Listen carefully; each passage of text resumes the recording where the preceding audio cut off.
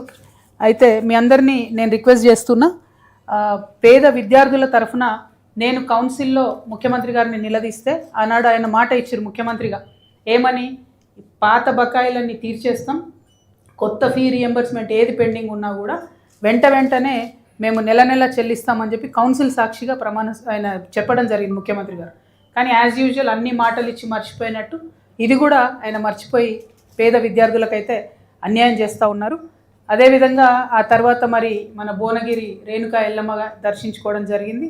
ఆమెకు చాలా మహిమ ఉంది. లక్కీగా నిన్న ట్యూస్డే కదా, మంగళవారం అమ్మకి ఇష్టమైన రోజు దర్శనం చేసుకోవడం జరిగింది.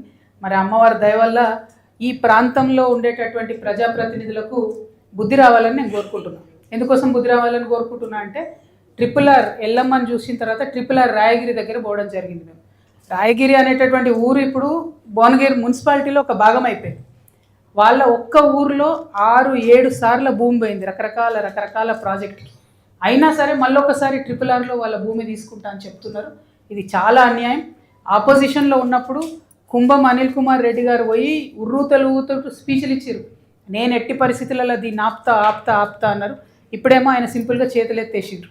అదేవిధంగా కోమటిరెడ్డి వెంకటరెడ్డి గారు కూడా ఆనాడు ఆపోజిషన్లో ఉన్నప్పుడు అసలు ఇంచు కూడా పోనీయని నేను అని చెప్పినటువంటి వ్యక్తి ఇవాళ మంత్రిగా ఉన్నారు. మరి ఇవాళ మాత్రం తను మాట్లాడడం లేదు.